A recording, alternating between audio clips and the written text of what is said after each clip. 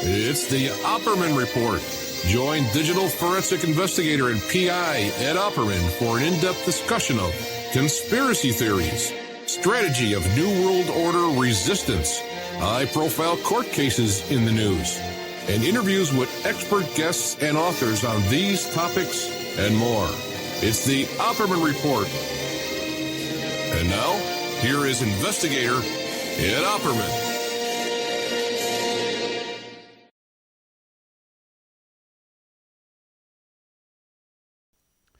Okay, welcome to the Opperman Report. I am your host, Private Investigator Ed Opperman. And this show is brought to you by CartKing.com. That's cart-king.com, 877-986-7771. Have you ever thought about opening your own mobile cart or kiosk business? Maybe adding a new point-of-sale locations across the country quickly? Or bring in revenue by adding coffee, food, or retail services to your office lobby or warehouse or a hospital, shopping mall, airport? CartKing.com is the answer to your needs. CartKing.com is a North American designer and manufacturer of the finest mobile retail coffee and food carts and kiosks that money can buy. For 20 years, CartKing.com has been working with clients and corporations across America to provide indoor and outdoor carts and kiosks for any application. You go to cart-king.com. You check out all the different designs and models that they got, figure out which one applies to your business. They'll custom build it for you, custom ship it to you. Ship it worldwide. 877-986-7771. Brand new sponsor here is Pure Soap Flake Company.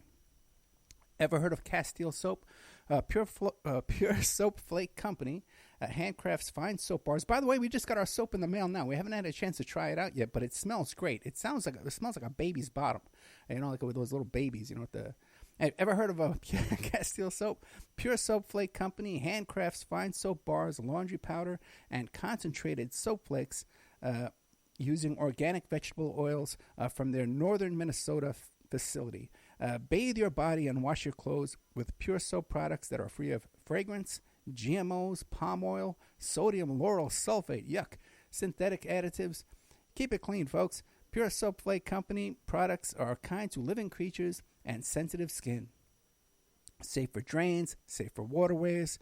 They work great in those high-efficiency washers and top and front-loading machines. Order today at puresoapflake.com, greenhome.com, amazon.com, or give them a call, 218-568-2525. Make sure you tell them Ed Opperman sent you. By the way, Pure Soap Flake Company is a proud member of the Handcrafted Soap and Cosmetic Guild. Can't beat that. Go. Okay, our first guest today is Rich Martini. He has a very accomplished career in filmmaking. You can check him out at richmartini.com. And also, too, he has a film coming up on Gaia TV, Backstage Pass to the Flip Side, Talking to Bill Paxton. That's coming out on May 16th. But today we're going to be talking about his books, written several books about the afterlife. Let me see some of these here. A tourist guide on how to navigate the afterlife. Hacking the afterlife. But it's a wonderful afterlife. I think he kind of stole that title. Okay, Rich Martini, are you there? I'm there. Very good. Yes, I kind of did lift that title, but most people don't realize that Frank Capra, the story from It's a Wonderful Life, actually came from like a weird flip side event that happened in Frank's life. He was he was really sick, or he pretended to be sick. Let's put it that way. He was psychosomatically ill, and he just decided he didn't want to work anymore. And it was this kind of curse of the Oscars. He had won Oscars for a movie, and then he just went to bed and said, "Look, I'm too sick to take those meetings." And suddenly, a guy showed up in his house. Bald-headed guy, never seen before, went into his bedroom and said, "Frank, get out of bed because you have to make people laugh because Hitler's over there in Germany making people cry, and you're the guy in charge of making people laugh." And so he said he got out of bed, called up his writing friend, and he went off and wrote It's a Wonderful Life. Now, that's in Frank's book. People have, said to me, that's not accurate or whatever, but it's in Frank's book, and that's how he tells the story. So when I started doing the research, and basically a friend of mine died, as we all do. We all have friends who died. And my friend died in 96, Luana Anders, an actress. We had been together for 20 years. And then she started appearing to me in dreams. And I thought, okay, you're dreaming about your friend. But she was appearing at a different age than when I knew her. So she was like younger. And then she was telling me new information. And I thought, okay, this is weird. She must still exist somewhere.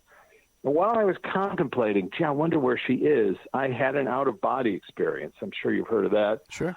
But I'd never had one profound like this. And in this case, I found myself hurtling through space. I left my apartment in Manhattan, and I was flying through deep space. And suddenly I went through some kind of a wormhole, a little bit like the movie Contact, which came out after this experience. But when I got to the other side of the wormhole, there she was.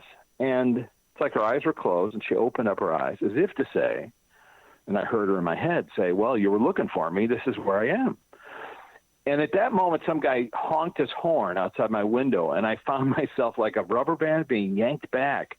But I saw everything on the way back in this super fast motion thing of coming back to Manhattan, seeing the city rise up in my face, and then I'm in my bed. But all that happened before the guy took his hand off the horn. So it was like I had traveled, 100 million miles in a second and a half. And that started me down this path. Like, what the heck was that? And my friend Luana had been a Buddhist, so I started studying Tibetan philosophy, and I went to Tibet. I made the films there in India with Robert Thurman. And then one day, somebody turned me on to this work of Michael Newton, who was a hypnotherapist from Los Angeles. And Michael's work is unique because he was a skeptic, didn't believe in past life regressions until somebody spontaneously went into one, in his office. And because he didn't believe it, when the guy said, yeah, I'm being stabbed, it's World War I, and that's the source of this back pain I've had my whole life, and this German soldier is stabbing me. And Newton said, oh, yeah, really? Well, what's your mother's maiden name? What street did you grow up in? What's your best friend's name? And he took all these details down. And, of course, the guy called him the next day and said, my pain is gone. I can't thank you enough.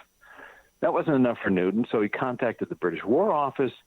And it turns out this guy really did exist, and he had died in 1916. And so that Newton opened up his practice to past life regression, and somewhere in the late 60s, one woman came in very depressed. He said to her, take me to the source of your pain. And she suddenly said, oh, I see. I'm in the life planning session where we're planning my lifetime out, and I'm seeing all my really close friends that I normally incarnate with, but we've all agreed that I won't be with them this time around. And then she looked at Newton and was like, well, thank you. I'm done. And then he was like, wait, what? What are you talking about? Is this visual you're getting? Is this the past? Is this the future? When is this? And she says, no, I can see these people right now. I'm accessing this memory right now. And as Newton put it in the documentary Flip Side, that's a journey into the afterlife. And the book based on it is called A Tourist Guide on How to Navigate the Afterlife. He basically said, he stopped his public practice and for the next 30 years only saw people who could take him to that place. 7,000 people over 30 years that he did the research with. Now, I've been researching this for a while, and after meeting him and interviewing him, and I found that Dr. Helen Wambach did the same kind of research in New Jersey, and that's 2,000 people under deep hypnosis talking about the journey. How do we get here? Why do we come here? What's going on? And they all say the same thing consistently. So I started filming people under deep hypnosis with a hypnotherapist, different ones around the country, different people. Sometimes I chose them specifically because they were skeptics, didn't believe in the afterlife. And I had them, be under this 4 to 6 hour session. A Newton Institute trains these people how to do this kind of method. But it's 6 hours of hypnosis. And during that time period, the 50 cases I filmed, they all had the same experience. I've done 5 sessions myself, and I've also had the same experience. And when I first did the first session, Michael Newton suggested, he said, why don't you try it, Rich? And I thought, oh, this is great. I can prove this fake or false because I don't believe in the afterlife. I don't really think I had one. I don't think I can be hypnotized. And I thought, well, great, I'll put the camera on. And if the hypnotherapist is trying to guide me somewhere, trying to tell me, don't you see the Titanic? Right. Aren't you Cleopatra? Right. I thought, well, I'm just going to say no as long as I can for 4 hours if I have to. I don't see anything. And after about 15 minutes, this guy, Jimmy Quast, who did the session, said, what do you see? I kept saying, I don't see anything, blackness. And he said, well, just look down. Tell me what you see. And by saying that, I suddenly saw my feet in a creek. And then, like a film, it came forward. It was like I pulled back and I saw all these details of a lifetime, which while I was watching it, the conscious mind is going, no way, come on, you saw that movie. That was like, I'm arguing with myself, but I'm saying, because that's hypnosis, you try to get to a point where you just say whatever comes to mind. And I'm saying, I'm a Lakota Sioux, and I'm a medicine man, and my name is Watanka, and all these other things that my conscious mind is going, come on, you saw Dances with Wolves, you're out of your mind. Mm. But about 6 months later, after the session, I was at a funeral in Eau Claire, Wisconsin, talking to somebody who was a historian for the Lakota. And I said, oh, great, you can prove this wrong. And I laid out what I said, and he said, hold on a second, what were you wearing? I described it. He said, how many feathers did you have? I told him, he said, well, that means you were a medicine man. I said, what? Okay, well, why was I called Wakantanka? He said, Watanka is what my name was. And he said, because Wakantanka means the Great Spirit. That's what they would have called you. And then I said, well, during the course of this thing, I said, look, the Huron wiped out my tribe. And, we all know the Huron are in upstate New York and the Sioux are in Montana. And I said, how could that be? He said, well, you're sitting in the spot where they fought for 60 years. Eau Claire, Wisconsin. Details that I couldn't know, that weren't part of my consciousness, that I couldn't look up, but I later found out to be true. Okay, so once I started down that path of verifying what people were saying under deep hypnosis, not only about previous lifetimes, but about why they chose their lifetimes. This is what they were saying consistently, that we all choose the difficulties, like going to a university and picking classes. I think I'll take a class in how to get run over by a truck, whatever it is. And, your friends go, no, don't take that class. You're going to be no good at that. But your friends get together with you, and you agree with your friends what the classes are you're going to take. Well, then let me ask you a question. Let me ask you a question. Why would people choose a life in prison or torture or all the suffering that goes on? Why would people choose that kind of life? Well, I can tell you, I've talked to people who have chosen those lives. I'll give you an example. So here I am in Chicago filming the beginning of this film, Flipside, which I don't know what the thing was going to be. It's a documentary. I'm shooting on my own. I'm at this conference that Michael Newton is giving, and he's teaching people how to do this process. And they say to me, do you want to film a session? I said, yeah, great. So I'm in a room with about 100 people. There's a woman who's volunteered to do the session. The guy conducting the session is a guy named Paul Orand, who is the former head of the Newton Institute. And standing behind her is Michael Newton, who's kind of helping conduct. Okay, that's the setting. Turn my camera on. This woman, a hypnotherapist from Santa Fe, she basically tells her life story, and then the hypnotherapist says, oh, let's go to a previous lifetime that has some significance to this one. And she says, I'm in Auschwitz, and I'm naked, and we're waiting for the showers to come on. Now, immediately my brain said, oh, how convenient. I've got my camera on, and now we're like the most dramatic, incident that could possibly ever happen. Right. I was so jaded. I thought, she's got to be making this up. But then as I began to film, as I was filming her, she then went back, she said her name. She said where she was from in Warsaw. And I looked up the records at Auschwitz and found her, the names of her kids. And then she goes to the happier part of the life, because they ask you to go back to a happy time, and she does. She describes her life, and then the end of it, and how she moves back home, which is what everybody calls it when they go somewhere. They say, I'm going home, and then when they get there, she's greeted by all of her guides and teachers. But she gets to a point where she's with her council. They're all elders and people who help you plan your life, and she says, why?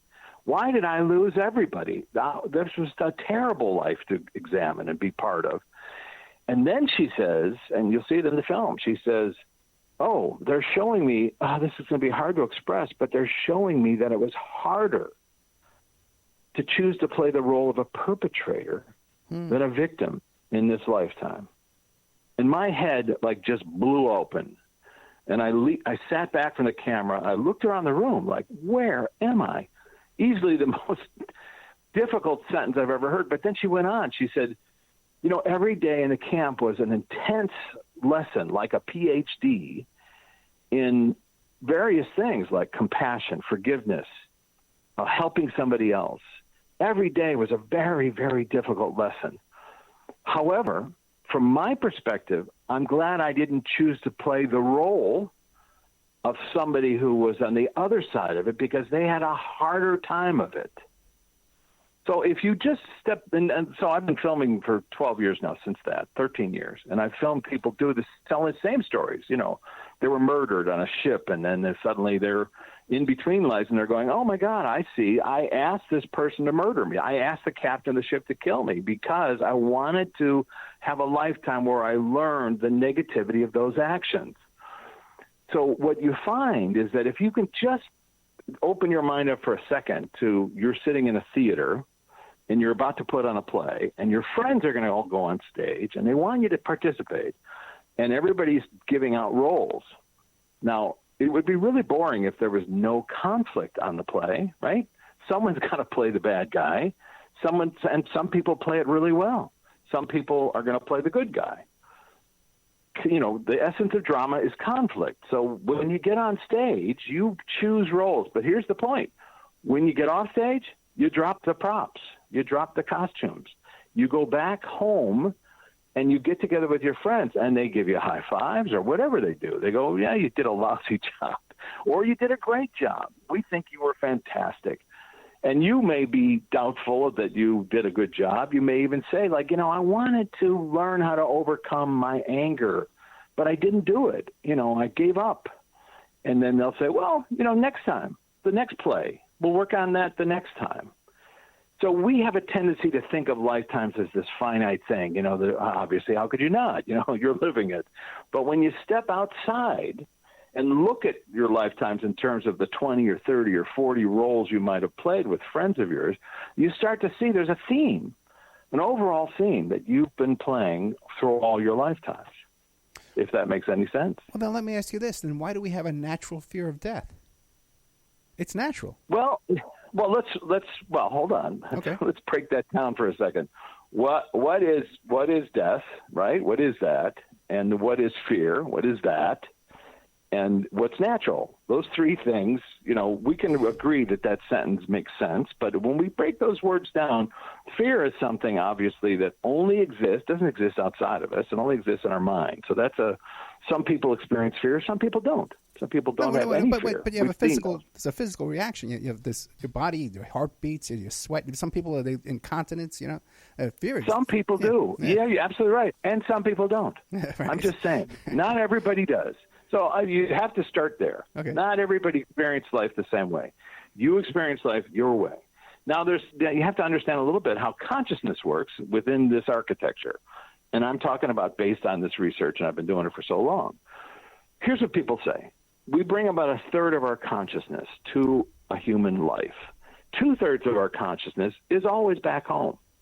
So while we're here, think about that. Only a third of who we are is here within the human body.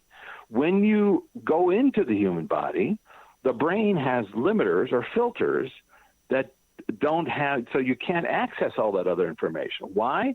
It's just the way it works with humans. When you have an consciousness altering event, could be a near-death experience, could be drugs, could be deep hypnosis, the filters are altered so you can experience the other 2/3. You can go back home and experience all that stuff. But while you're here on stage, you have these, you know how stereo works. You know, the sound comes into the stereo and then it gets filtered and then it gets limited so that you can actually hear instruments. If those filters were off, it would be just cacophony all the time. So in the case of being here, you filter things down. Now, if you want a scientific explanation for how those filters work, I recommend taking a look at Dr. Bruce Grayson's YouTube talk called Is Consciousness Produced by the Brain?, where he explains in great detail the medical cases where people without brains are still experiencing consciousness, whether it's somebody who is severe Alzheimer's and their brain is atrophied, and then suddenly just before they die, they remember everybody. 70% of the cases in the UK and hospice care workers dealing with Alzheimer's patients report that their clients, patients, suddenly recovered their memories. Oh, look, there's Uncle Pete. Hey, there's my wife. Oh, I love you, blah, blah, blah. And then when they die, the brain's autopsied, and it shows that they should not have been able to access any memory. But the reason they do is because, according to Dr. Grayson, the filters have died. So the filters that are on the brain that keep us from accessing this information, and let's say the human part of your brain, which is fear of death, survive, survive, survive, there's that. I'm not saying that doesn't exist. Of course it does. But when we talk about nature and nurture, those are the two things that cover all of our science, all of our education, all of our medicine. We're missing a third piece, which is this journey, this spirituality, this whatever you want to call it, this coming person consciousness, conscious energy showing up, being here, and not dying. So when a person ends their role, the not dead part, goes back home. And that's just like Uncle Pete. That is Uncle Pete. You know, it's no different. So when you talk about ghosts, or when you talk about a phenomenon that we don't understand and we don't blah, blah, blah. Once I've been doing this for so long, interviewing people on the other side, where they say consistently, look, we know we still exist. Once we die, we know we still exist. It's you people who don't believe we do. So it's very difficult for us to communicate with you, because no matter how much we shout or yell or move pennies around or throw things in front of you, you don't believe that we still exist. So that makes it a very difficult thing. So in terms of my journey and my path, somewhere about 3 or 4 years ago, a medium contacted me and said, Jennifer Schaefer out of Manhattan Beach. And she said, I really love your work and I'd like to work with you. And I just feel like we're supposed to get together. And I was like, well, mediumship, what do you mean? You're predicting the future? The future doesn't exist. Or you're telling me about soulmates? I mean, soulmates, some people sign up for a lifetime where they're going to be with a soulmate. Sometimes they don't. So I'm trying to talk her out of this conversation. And she says, I said, well, so what do you do as a medium? She says, I work with law enforcement, FBI, Colorado Bureau of Investigation. We, help find missing persons. Oh, well, that's interesting. Well, that's weird. I've been working on the Amelia Earhart story for 30 years. I worked on all the films that have made about her. I'm the research guy. How'd you like to help me find Amelia Earhart? She was like, I'm in. So I took my camera over to her office, and for 3 hours, I interviewed somebody who knows as much about Amelia Earhart as I do. And in my humble research, I've met everybody, and I know what happened to Amelia Earhart. So now when I'm asking questions to her, and she's giving me accurate answers, it becomes like mind-bending. But at some point, Amelia gives us new information, because this is what you want to look for in any of these cases, People would say, well, look, you looked it up, or maybe you saw a movie or something. In this case, Amelia, I asked Amelia, so how did you die? Because I had just come back from Saipan, where I had filmed 15 new eyewitnesses, people who saw her there or parents saw her or whatever. And I had 2 conflicting reports. One was that she was beheaded, and one that she was shot. And so I'm asking her, how did you die? And Jennifer, the medium, says, she's showing me dysentery. And I go, wait. No, I talked to this person, I talked to that person. It's got to be one or the other. Which one is it? She goes, no, it's dysentery. She said, but when those 2 GIs dug up my body, they only found my arm. I happen to know, and Jennifer couldn't know, that 2 GIs in a book in 1963 confirmed that they had been sent by their sergeant to go out and dig up Amelia Earhart in Saipan. I knew who these 2 guys were. I had done the research. But for Jennifer to say that suddenly out of nowhere with a new piece of information, that they only recovered my arm, you see, that was mind-bending. So I kid you not, driving away from her office, my head spinning, and the phone rings, and it's an NTSB investigator from Seattle, a friend of mine, who had just been given privy to some, top-secret documents that he had been shown from an investigator. And he spent 5 hours going through this guy's documents. And he was calling me to say, Rich, everything you've told me about Earhart is in the documents. It's all accurate. He said, except when they dug up her body, they only found her arm. This was not something I knew 10 minutes earlier. I had just heard it from Amelia Earhart herself. So 6 months later after that, I was doing some more research, and I found a UPI article, Chicago Tribune, January 1977, where these 2 guys were interviewed, and off camera, they said, when we dug up her body, we only found her arm and a partial rib cage.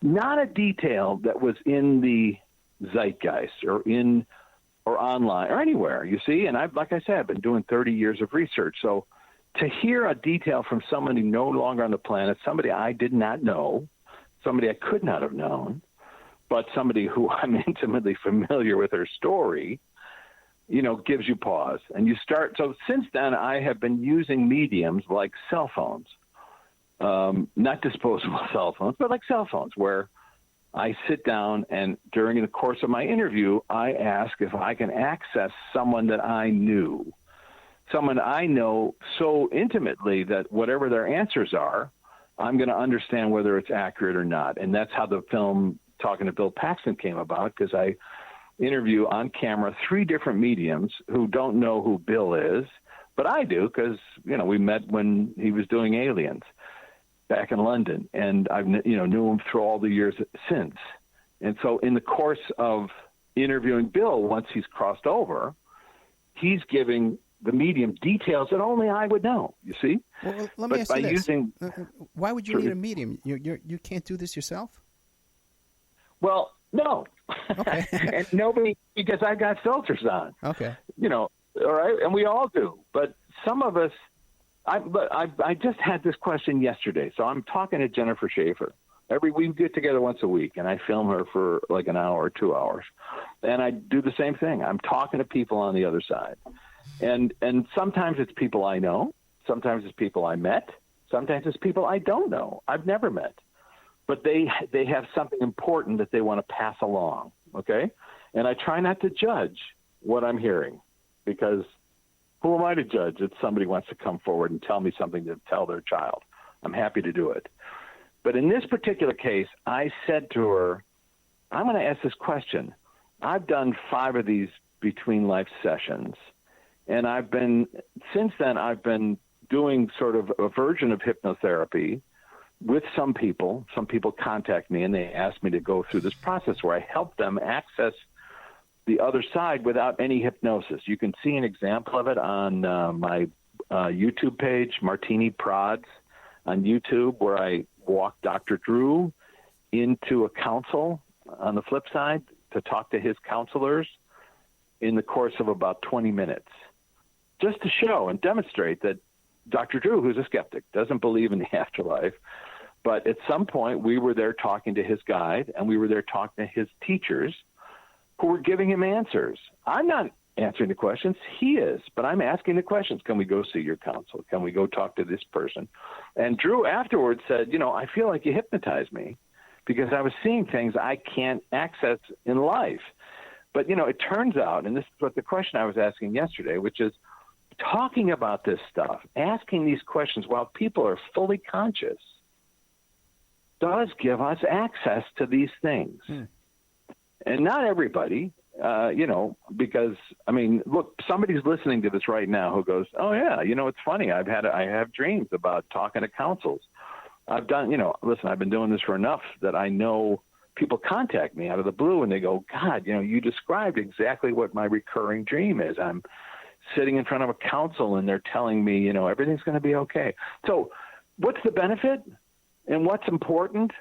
The benefit is this. I go and visit these councils with these people, and they say the same things, which is everything's going to be okay. You're here for a reason, and we're always with you. You don't think we're with you because the filters are very strongly in place, but we are always with you. You can always access us. You can always ask us questions. We've always got your back, no matter how difficult it seems. The point being, suicide's a popular thing for people to do, and the question is, so what are you doing it for? And the reason is because I ask people, I'm asking these questions, what'd you do it for? And they always say, I just felt I was so alone. I had nobody to connect with, or whatever it is. The drug kicked in, or I didn't mean to, or whatever that process is. But what they're shocked to find is they still exist. They step outside of themselves. They look around like, oh, wow, what a bummer. I'm still here. But now I've caused pain with everybody that I loved. And now they're miserable, and I can feel their pain because it's much more intensive over there to feel the experience of people here. So, if at the very least, here's what I recommend people do when they're depressed, and we have to talk about this because whenever I drop it in a nugget like people don't die, people start thinking about suicide. Listen, the amygdala is really key in this, that is the regulator of serotonin. If you want to look up the research, you'll find Richard Davidson at the University of Wisconsin did an epic study on meditation, and he showed how a single session of meditation can change the shape of the amygdala, and that helping the amygdala cures, and that word is underlined, cures or alleviates symptoms of depression. So any one of your listeners feeling depressed, know someone who's depressed, just Google it. Richard Davidson, University of Wisconsin. You'll find he's the guy who invented the term mindfulness. And it's, scientifically proven that meditation can cure people, help people away from, SSRI drugs, which are, the bane of our existence, where, Prozac, Zoloft, whatever. It helps a lot of people. But I've heard statistics as high as 15%, have severe reactions and side effects, which we know what they are. So, I can't say on one hand, that people don't die and everything's okay once you get onto the flip side, without also saying, you're here for a reason. You signed up to be here. Do the work. Get in there and find out how you can help yourself or help your loved ones. Okay. Does that make sense? Yeah, it does. And Rich, we got to take a commercial break. But before we go, real quick, I want to ask you a question. Now, are you a hypnotist? Have you been trained in hypnosis? I have been a little bit trained. I did. Scott DeTamble works out of Claremont, California. He's brilliant. He also does sessions on Skype. His website is Light Between Lives. And Scotty's a good friend. But at some point, he had me film one of his training sessions, and at the end of me participating in everything, he handed me a degree. So I'm familiar with hypnosis. Okay.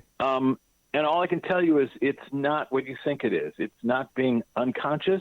It's identical to guided meditation. That's what it is. No, I've been hypnotized, and I do self-hypnosis using YouTube videos and stuff like that occasionally now. Oh, that's good. And I've also done past life regression, too, back in a Canyon Ranch in Tucson. What do you think of their program down there, their past life regression program down there? Well, I'm not familiar with it, but I can tell you this. Listen, it's okay to use the YouTube as a tune-up. Yeah. But if you really want to get to these deeper questions, it's always good to have a guide there, because if you run into something that you're not familiar with, it can be disconcerting. Let's put it that way. In my case, when I do these sessions that I've been doing, not under hypnosis, where I'm talking people on the flip side, sometimes they see people and things over there that are disconcerting. Like, what the heck is that? But because I'm familiar with it, I can say, well, let's ask that thing a question. Who are you? What are you doing here? What's your role in this person's life? And do they know you from a previous lifetime? And once you sort of start asking those questions, then whatever is fearful or has fear-based, you start to dissipate it, and you realize, oh, okay, well, this is just part of my journey. It's okay, if that makes sense. So I recommend, doing hypnotherapy with a train. And the Newton Institute, I've filmed so many of those guys. They have a searchable database, so I recommend them because I own them. Okay, excellent. Let's take a commercial break. Time's flying, man. I tell you, this is great stuff. We're with Richard Martini. Martini Prods is his YouTube channel. RichMartini.com is his website.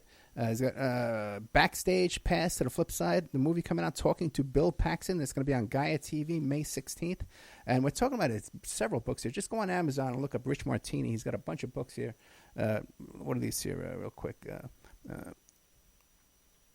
A Tourist Guide on How to Navigate the Afterlife, Flip Side, Hacking the Afterlife. It's a Wonderful Afterlife. We'll be right back with more of Rich Martini after these messages.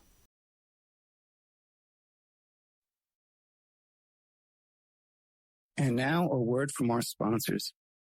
Check out CartKing.com, 877-986-7771. Have you ever thought about opening your own mobile cart or kiosk business? Perhaps your current business wants to add multiple point-of-sale locations across the country quickly. Maybe the facility you manage could kickstart revenue by adding coffee, food, or retail services, like let's say you own an office building or a warehouse. Put one of these carts there in the lobby. Well, CartKing.com can be the answer to your needs. CartKing.com is a North American designer and manufacturer of the finest mobile retail coffee and food carts and kiosks money can buy. For 20 years, CartKing.com has been working with clients and corporations across America to provide indoor and outdoor carts and kiosks for any application. From large, heated, and secure outdoor retail or food kiosks to smaller, more mobile coffee kiosks or coffee stations, coffee carts, CartKing.com designs and builds them all. Carts and kiosks are fun, and so are the dozens of designs on the website, CartKing.com. Please visit today at CartKing.com or just call them at 877-986-7771. Tell them Ed Opperman sent you and you get a good deal. Remember, all these shows on Awake are brought to you by emailrevealer.com. You can go to emailrevealer.com and get a copy of my book, How to Become a Successful Private Investigator. You also do all the kind of different services for you. Online dating service investigations called an online infidelity investigation. And that's where you give us your husband or your boyfriend, your girlfriend's email address, and we trace it back to their online dating websites, and we return a list of all the dating sites that that email is registered to.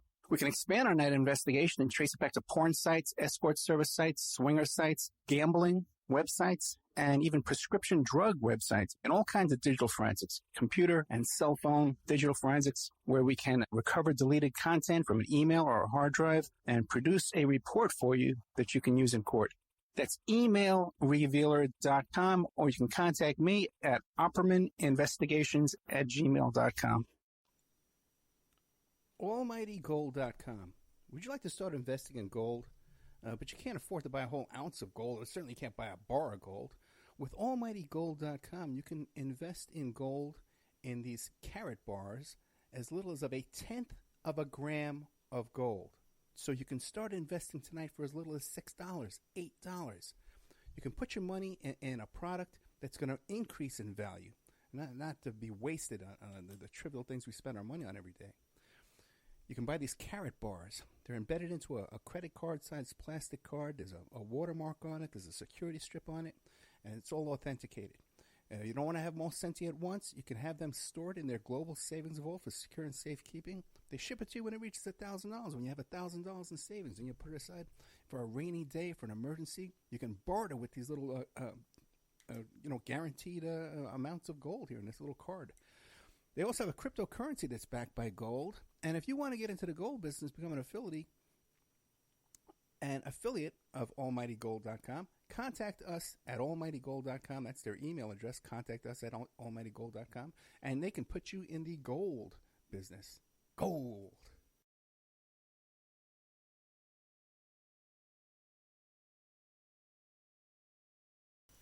Okay, welcome back to the welcome back to the Opperman Report. I'm your host, Private Investigator Ed Opperman. We're here with Rich Martini. Check out his YouTube, Martini Prods. His website is richmartini.com. Backstage Pass to the Flip Side movie coming out. Talking to Bill Paxton coming out on Gaia TV May 16th. How can we find Gaia TV? How can we watch that? Oh, Gaia TV. I think it's just Gaia.com. Go to Gaia.com. I think the guy, I wish I knew more about it, but basically the guy who created the clothing line, there is a clothing line, was a very wealthy dude, and he just decided he was, just Gaia.com. Okay. They have it's a website for, sort of consciousness-focused stuff. They also distribute the film Flipside, A Journey into the Afterlife, which you can find on Amazon. If you're curious about this stuff, I would say invest the $2, whatever it costs to stream, Flipside, and you'll get a sense of who Michael Newton was. You'll get a sense of what I'm talking about. I put this film together as a documentary just because I thought it would be interesting, and I put it together as a companion piece for the book. And so like you mentioned, I'm a filmmaker. I've written and or directed 8 theatrical features. I've written other ones that haven't been made, and it's kind of what I've been making my living doing. But suddenly I got pulled into this rabbit hole when I decided I was going to make this documentary about Michael Newton. And the next thing you know, Ed and I are talking on the air. And how about Amazon? Can you find that on Amazon.com? Yeah, Amazon. If you just search my name, Rich Martini, or Flipside Martini, you're going to find me. Yeah, I don't even know why I'm asking you that, because I saw it on Amazon. I don't even know what I'm saying it for. Let me ask you a couple of questions, because you mentioned a couple of times being here, right, and then also, too, being home. Now, so when you went and visited your friend in that dream, you had that out-of-body experience, and you visited her at home, what did it look like? Were there buildings? Were there houses? Forests? Well, in that particular case, I can tell you the experience was going sort of up as I was leaving Manhattan, and so I was aware that I was going through stars, but I had turned below to see Manhattan disappear, and now I was going at an incredible rate of speed, so fast that stars were melting. Not exactly like a Star Trek, kind of, or light speed Star Wars thing, but similar. And then suddenly I got to a point, and I can only describe it as a black hole, because suddenly I took a sharp turn as if I was being pulled there. And I bounced around what I can only describe as a wormhole, because how else would you describe that? But I was bouncing around. And when I came out the other side, I was aware that I was still traveling at this rate of speed, but instead of going up, I was going left to right. That's the only way I can describe it. And so after traveling left to right, I suddenly stopped. And there she was. Now, it's interesting because it's a great question, because what's your observation? So my observation was her as an older person, as I knew her, and her eyes were closed.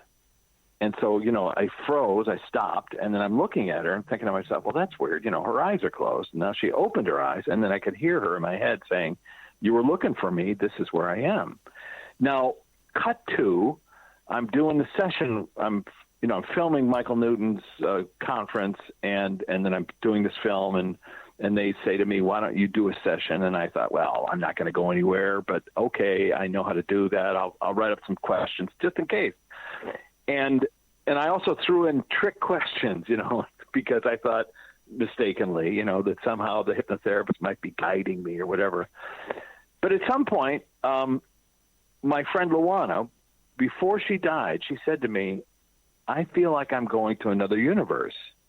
And I said, what does that mean? She said, I have this recurring dream where I'm in a classroom in some other universe where everyone's kind of dressed in white, and they're speaking a language I've never heard before, but somehow over there I completely understand it. And at the time I thought, okay, that's the morphine drip.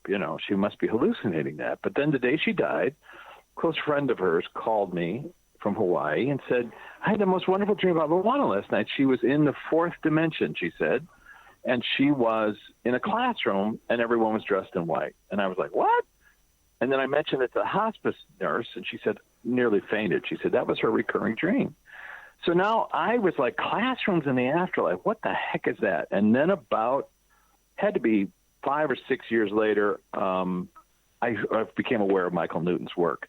And the book Journey of Souls, I pick it up, and the first chapter, a guy is saying, well, while I'm under hypnosis, I'm in a classroom and everyone's dressed in white. And so I was like, okay, well, that must, like that bell went off in my head. This must be something I'm supposed to pursue. And that's how the documentary really started. And I contacted them and said, so now here I am doing a deep hypnosis session. It's 4 hours long. But, about a half hour to an hour into it, we get to a point where the hypnotherapist, I remembered this previous lifetime. I remembered the death of that lifetime. Then he's like, where do you go next? And I said, I want to go home. And now I see myself with friends and people that I don't recognize consciously, but over there, they're like, hey, Rich, how are you? Good to see you. And I'm thinking to myself, this is so bizarre. And then the hypnotherapist says, where do you want to go? And I said, well, I want to visit my friends. When I said that, suddenly I was in the classroom. But I wasn't with Luana. I was with somebody else, okay? I just said I want to visit my friends. So I'm in a classroom. I see this very lovely teacher at the front of the room, like a classroom, okay? And I teach film, so I know what classrooms look like. I'm walking in. All the students are facing forward. There's this woman up at the front, and she's introducing me. And she's saying, oh, my friend is here, Richard. It's so great to see him. I don't think she said Richard, whatever she said. My friend is here. And all the students turn and, eager-faced, happy students. And now I'm telling the hypnotherapist, oh, this is a classroom where they take the geometric shapes that travel with us through all of our lifetimes, which retain all of the emotional memories from all those lifetimes, and they clean them up. That's not a sentence I've ever heard, never read. I don't know what I'm saying, but I'm saying it, right? And I'm saying it aloud, so because I'm filming it, so I could look at it later. Like, what? And then after that experience of this classroom sort of excited to see teacher's friend, the hypnotherapist says, where do you want to go next? And I said, well, I want to find Luana. So now I'm in a classroom, and this is a different classroom. It's much bigger. It's like an auditorium. So I'm up like in the upper deck, and down below I can see a teacher standing on a stage. And I start to speak, and I say, oh, this is weird. This is a classroom. And I see my friend Luana sitting in the back row, but she's about 20 years old, like 10 years before I met her. She's wearing a ponytail, but I clearly see that it's her. But she's looking at me like, what are you doing? Her hands are up, like, why are you here? And as I'm talking, I realize the class has stopped and the teacher has stopped. They're all looking at me like, who are you? If you can imagine being in a casino in Vegas and suddenly an apparition appears and the guy's like giving a tour. And over here, you've got blah, blah, it freak everybody out. But in this classroom, they all froze. And I say, oh, God, I don't think I'm supposed to be talking aloud here, but I've come a long way. So let me tell you what this is. This is a classroom in the healing light of the universe. And these people, are being taught how to help healers on the planet to heal people. And one of the students turned and looked at me and said, you don't know what you're talking about. And I thought, okay, this is weird. If I'm making this up, I'm having a student challenge me, right there in front of everybody. And I look at him and I say, well, listen, I understand that people don't always sign up for a lifetime where that they're healed, or the doctors don't sign up to heal all their patients. They have to understand the energy of illness as well as healing. And the guy nodded and went, okay, you do know what you're talking about. Now, the point of the story, as weird as that is that 2 years later, when I'm writing the book Flipside, I'm with Scott DeTamble in another state. I'm with another hypnotherapist, another state. And he goes, hey, Rich, why don't we do a session together and let's see what happens? And I thought, oh, great. Maybe I made all that stuff up. Maybe I didn't go to it. I don't know, whatever. So he starts counting me down, back from whatever it was, 100, get to about 98. And I say, I'm already back. It was like the door had been left open. So now I'm back in the classroom. And this is 2 years later, right? But I'm back in the classroom, but only 2 minutes have gone by. And Luana has now walked me down to the front of the class, and I'm standing in front of this teacher who's about 8 feet tall, and he's looking down at me, and she's saying, I'm so sorry. I have to apologize. This is my friend. He's doing his project back on Earth, and he came here because he's trying to help people, blah, blah, blah, blah, blah. And the teacher's looking at me, and I'm like, oh, my God. It's like that Shakespeare's Nightmare, that play where the guy he wakes up, he's in the middle of a Shakespeare play, and he doesn't know which one it is. Right. So the teacher turns to me and says, so what do you want to know? And I'm thinking, oh, my God, I'm like talking to a teacher on the flip side. But thank God I had the presence of mind to go, okay, well, was I right about that? Blah, blah. What is the process? How do you call upon the healing light of the universe? I'm asking these questions and, presenting myself, whatever, with as best as I can as a human in this weird classroom on the flip side. So what my point is that when you have this experience of what I'm talking about, right, it's an experience. It's not something I imagined. It's new and totally new information. I've never seen an 8-foot-tall person. I've never seen a guy that looks like this. He's partially green, and he's like mostly light, and he's not happy. He's not a benevolent guy. He looks, he's a little bit like kind of like a tough teacher. Like, what are you doing here? Like, and what's your point?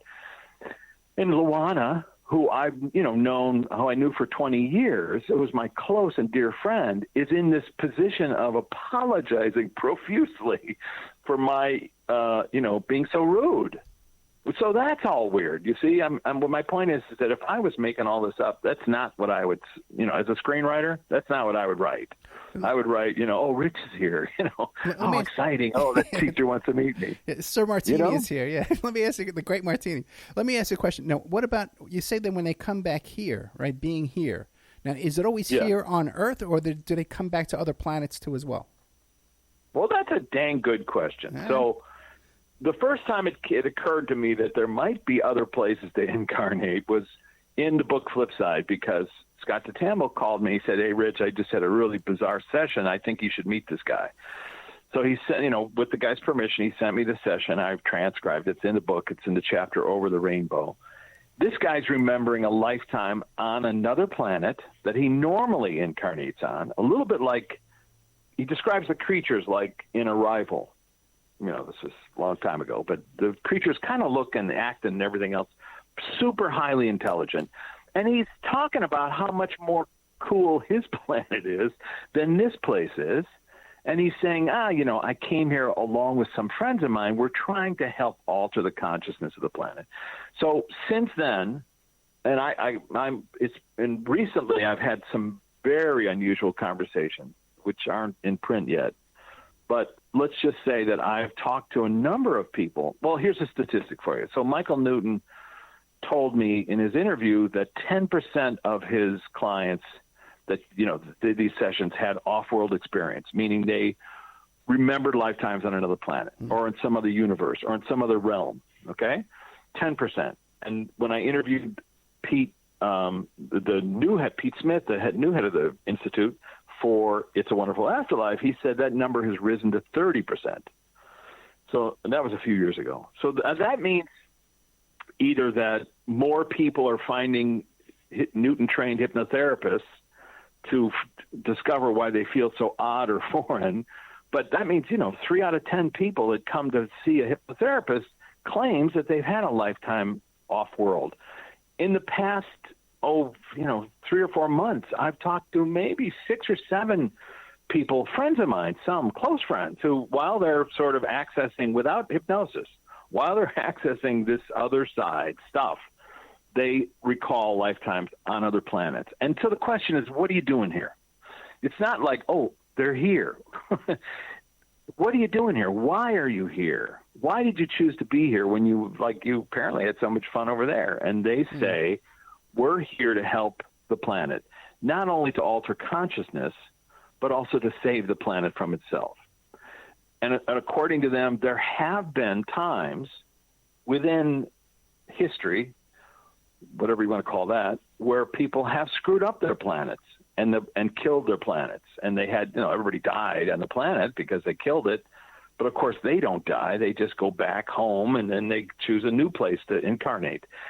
And I know that sounds disconcerting, but basically they're here to help change the planet. So, the next time somebody says something about climate change, really let your ears perk up. Like maybe they've got an answer, and they're trying to do that. That's what they're trying to do.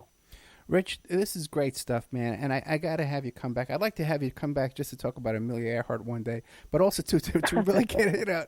I'll have you on every week if I could. I can't really get something going here. You can hear that I talk really fast. Of course, it's not just the coffee that I've had. Yeah. And I want to tell you, so I've decided that my next film for Guy is going to be Backstage Pass to the Flip Side. And by the way, the reason it's called the 2 books, Book 1 and Book 2, Backstage Pass to the Flip Side, Talking to the Afterlife with Jennifer Schaefer. The reason it's called that is because during one of our sessions, Tom Petty, the musician, showed up I was talking with Jennifer, and I was like, well, I don't know Tom. Do you know Tom? She's like, no. And I said, Tom, what are you doing here? He said, well, I know people that are in your class or in the Peak group over here. He said, your friend Luana is like the person with the backstage passes, and she's the one who allows them to talk to you. So that's where the title of the book came from, because we have these conversations. Remember I said I've used mediums like a cell phone? We have these conversations where we talk to, think of any famous person that's died in the past 2 or 3 years, and I asked them, like, what was your journey about? Who was there to greet you when you crossed over, et cetera, et cetera. And the next person I'm going to do that with filmically is Amelia Earhart for Gaia. Rich Martini, I can't thank you enough, man. This is great stuff, okay? And people can find him at richmartini.com.